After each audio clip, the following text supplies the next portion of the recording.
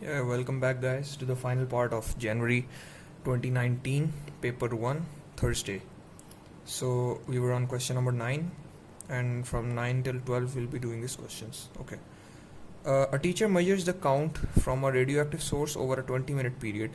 Name an instrument the teacher should use to detect the radiation emitted from the source.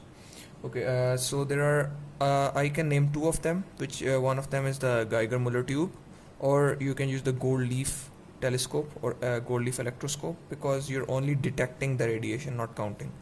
So we'll just still be on the safe side. We'll write Geiger-Müller tube there. So part B, state two sources of background radiation. You should remember that almost everything emits background radiation. So you can most of them are rocks or concrete of any kind, or radon gas, buildings, things everywhere. So that's one. And second thing, you can say you can even write the sun, because the sunlight coming inside, it's also a source of background radiation. You can the most common thing next is food. Any kind of food emits background radiation. So part 2, describe the procedure the teacher should follow to measure the background radiation and correct the count measurement. Okay, so there are 3 marks, so you need to state 3 points. So first one, you can just simply say with the most common thing is measuring the background radiation, then taking the reading you're looking for, and then subtract that background radiation from your final result to get the answer. So that's what we will do. We'll just write remove the radioactive source and measure background radiation.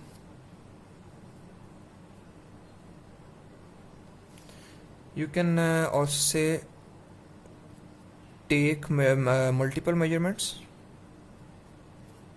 multiple readings, you can say, and take average.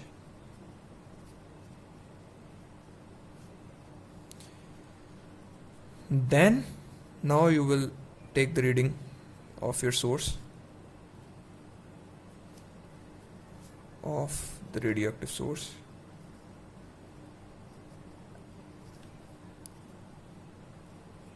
and subtract the background count.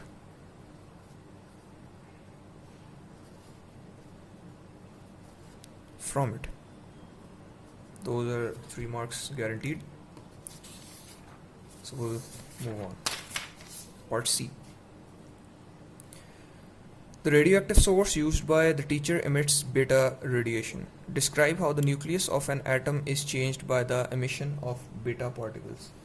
So you can simply say that whenever a beta radiation is emitted, the nucleus of an atom always loses a neutron. So you'll say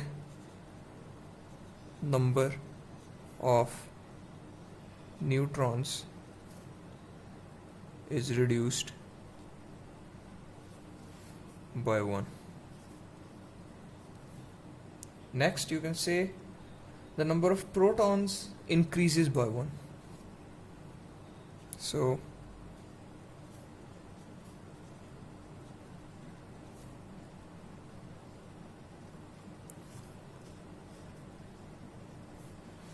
why is the neutrons reduced, or why is the protons increased? That's another topic. We'll discuss it later. We'll just move on to part D.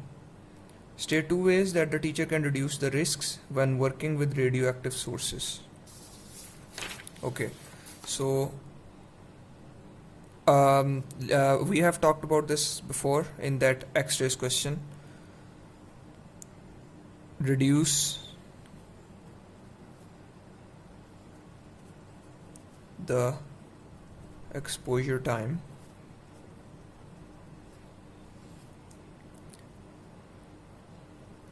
that's it. That's 1 mark. Next you can see handle the source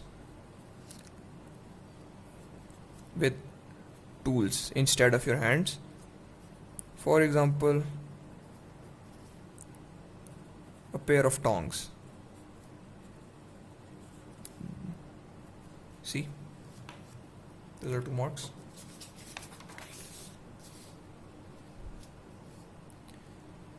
Question number 10. The photograph shows a cylinder of compressed air used to breathe underwater. Explain how the air causes pressure on the inside of the cylinder. Refer to particles in your answer. As you know, air consists of particles which are randomly and constantly moving here and there. Obviously, while they're moving, they're colliding constantly with the container. The force they emit on colliding on the walls of the containers, that's the pressure. So that's what we'll write.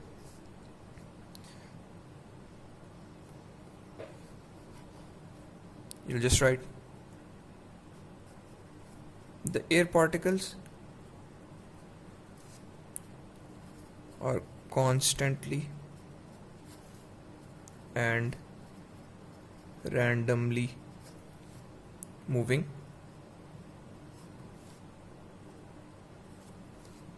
and they constantly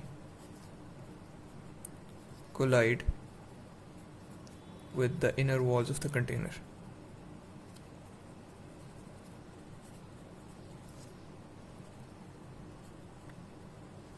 We're talking about the compressed air. Otherwise, the air outside is also colliding on the outside of the container because pressure is almost everywhere, or you can say everywhere.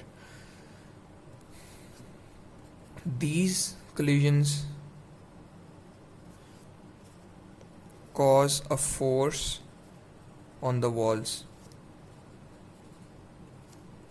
called pressure. As simple as that. 3 marks there. Part B.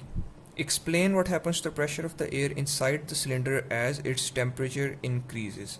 So we know whenever you heat any air particles, they start to move at a higher speeds. That's the reason why most body spray and deodorant bottles say keep out of they're inflammable, just don't put them near heat. That's because the particles start to move extremely high speed in extremely high speeds. They will collide more frequently and apply an even higher force, which can cause the can to explode. That's the answer, right? First, we'll write the straightforward answer. The average speed, or you can say average kinetic energy of the air particles increases, and so they collide with the walls more frequently and with higher force. Therefore, the pressure increases. Those are 3 marks. Moving on to part C. A fixed mass of air has a volume of 43,000 centimeter cubed when its pressure is 100 kilopascals. Calculate the pressure of this fixed mass of air when it is inside the cylinder. So this question will simply use an equation, and that equation is pressure 1 multiplied by volume 1, which is equal to pressure 2 multiplied by volume 2. So we know the pressure 1 we need to find. What is the volume in that container?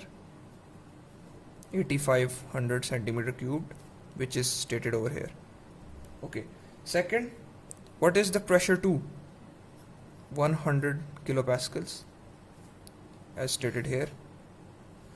A fixed mass of air has a volume. This is the random pressure all around, multiplied by the volume is 43,000 centimeter cube.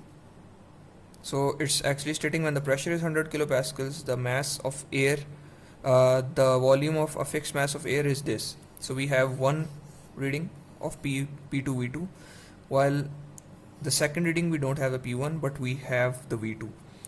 So using that reading, we're simply gonna 43,100,000 divided by 85,000. We're finding the answer in kilopascals, so there's no need to change the 100 into pascals. Just keep it in kilopascals. So we're just gonna take our calculator and check our calculations. 43,000 divided by 85, which gives us a total of 505.9, or you can say 506 kilopascals. And it reminds me of an Arctic Monkey song, 505. Okay. Moving on to question number 11, or second last question of this paper. So a light ray can undergo total internal reflection. State two uses of total internal reflection. So we have talked about this before, or not specifically but indirectly. It's the use of optical fibers.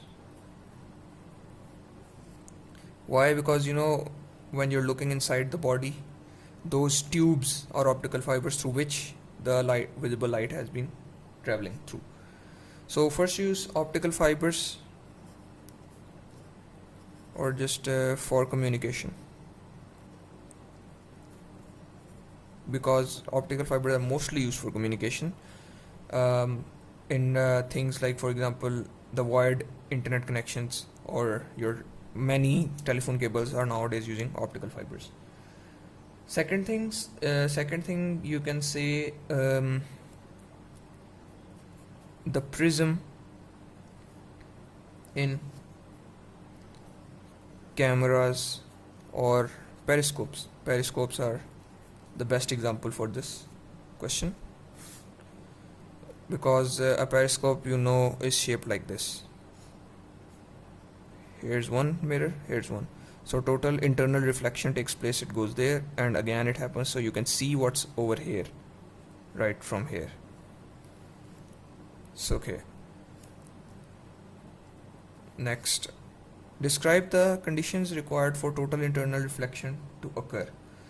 Okay, so there are actually two conditions, which is light should travel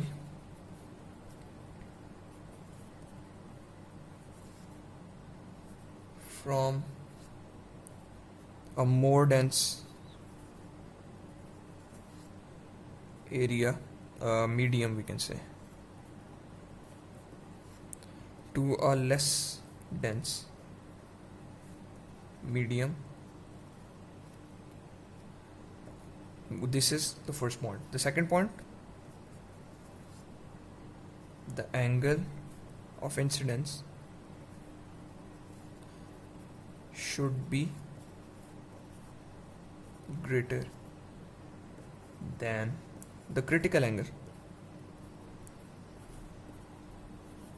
The critical angle we'll be talking in the very next part.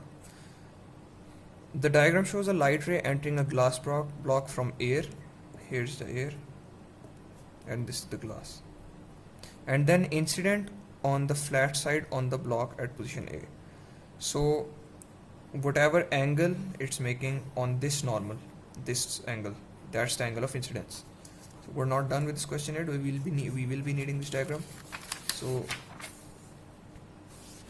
we'll just keep this aside. Okay, draw the normal line where the light ray is incident on the flat side of the block. Measure the angle of incidence. So we'll first draw a normal. First of all, to be precise, we'll be using a protractor, and exactly 90 degrees, exactly perpendicular to this line, we'll mark a 90 degrees over here from this point. So this is our normal. Well, let me just move it a bit up. There. Here's the normal. And this is the angle of incidence. Now the question asks us to measure the angle of incidence, so we will.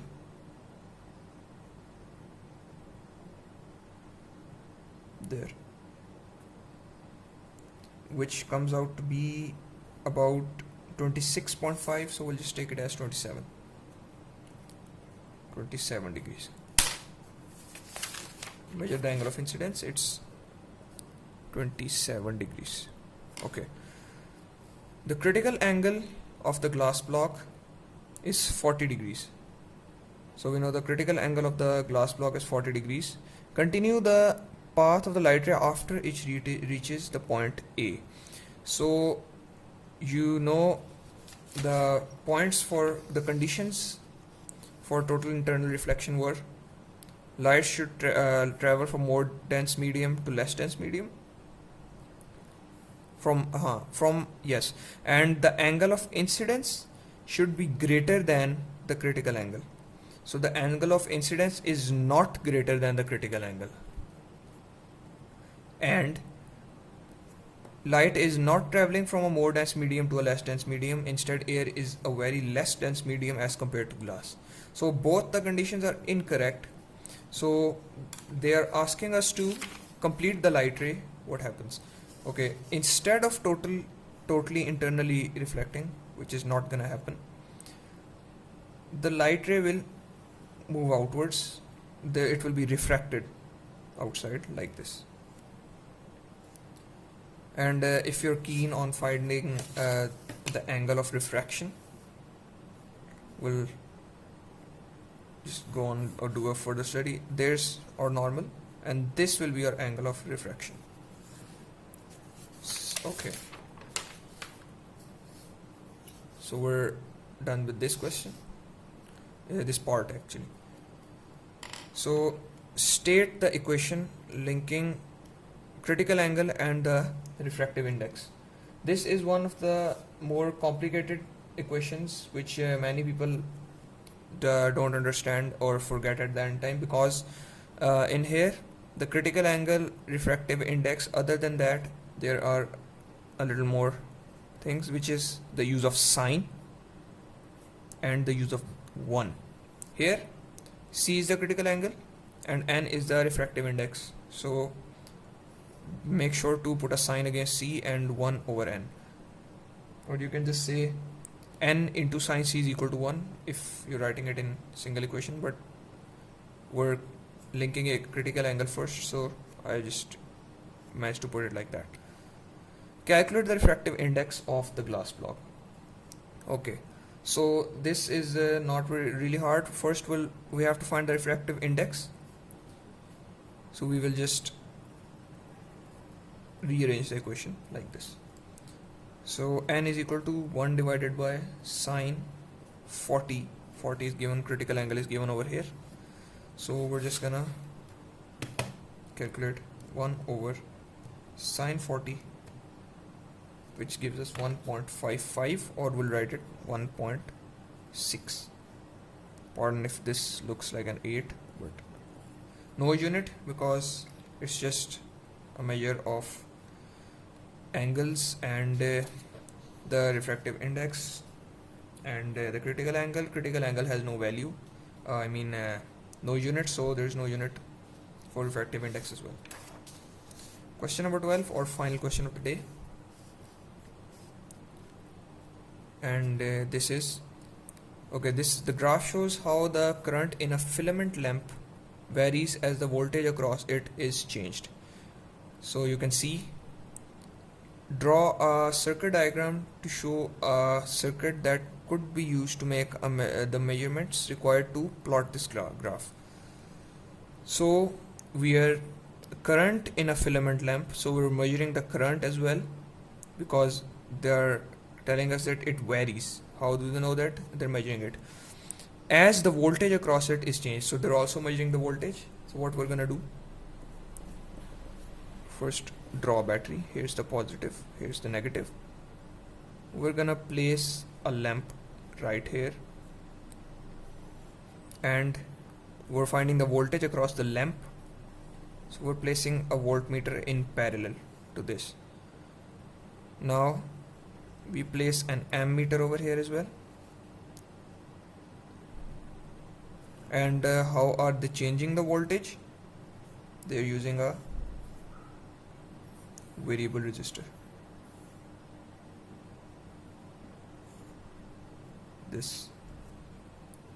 Using this they will be changing the resistance through which they will be testing the change in voltage and the change in current. Okay, done with this. Last paper. The resistance of the filament lamp changes as the voltage is increased. Determine how the resistance of the filament lamp changes as the voltage is increased. You should use data from the graph in your answer. So here's the graph. So you can see the gradient is steeper at first, but it then starts to get less steeper. So it's the current is increasing, but it's not constant. It's increasing but slightly slowly, you can say.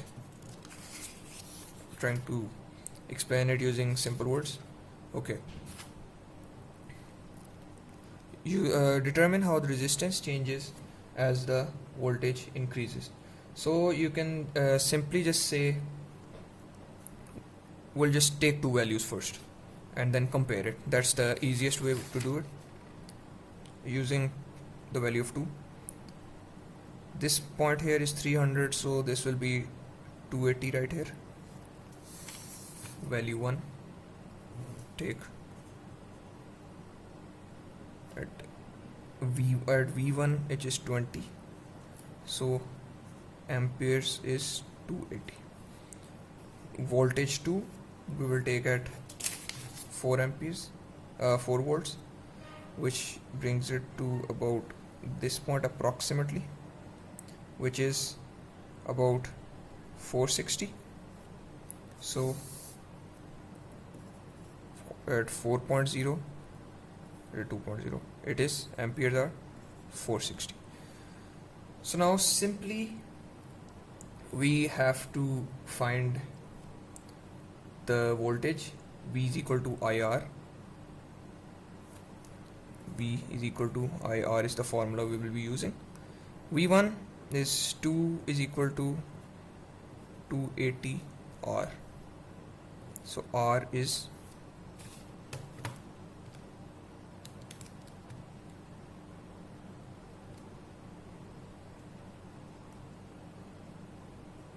or we'll just you don't need to actually do the calculation, it just came to my mind, but you have to mention the formula. So you'll just write resistance increases, which you can directly see from the graph, because resistance is increasing because current is increasing as voltage increases.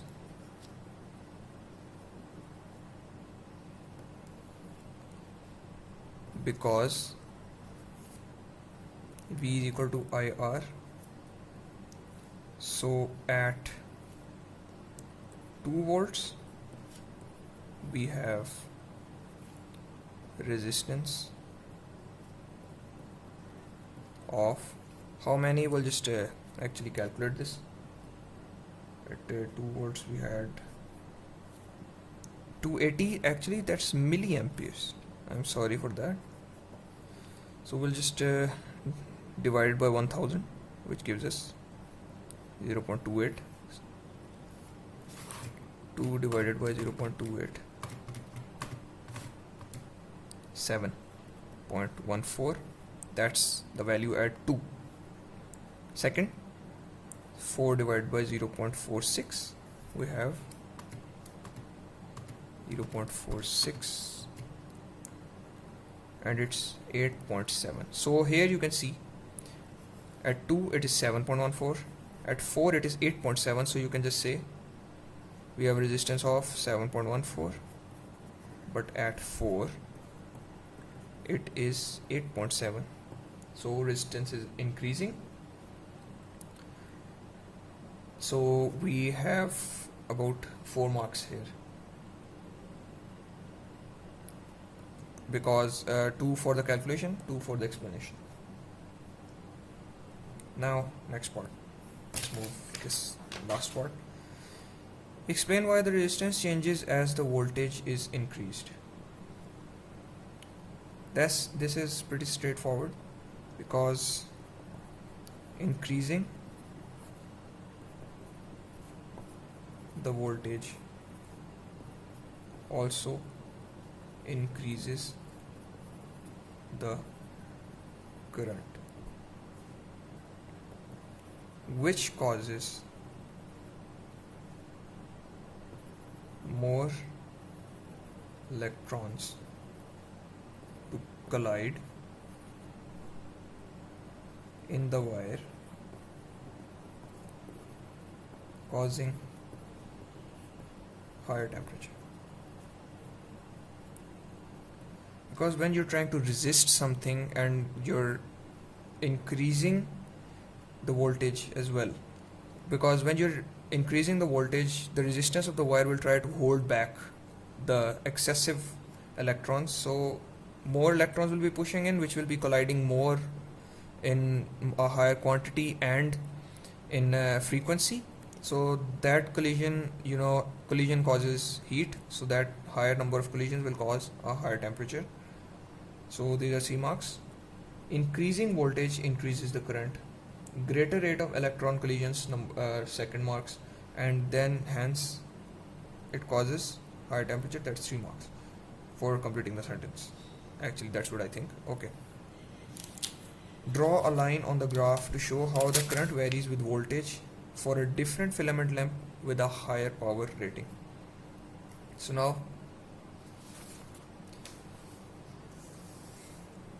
this is our graph. We'll just put these aside. Okay.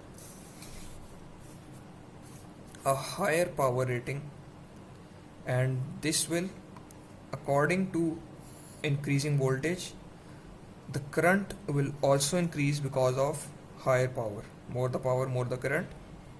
So we're gonna make a steeper graph about here, anywhere you like, but make sure not to be too small or too long. And again, don't repeat lines, make one line. I'm just trying to make it a bit more prominent. Okay, so this will be for part C. Just label it C,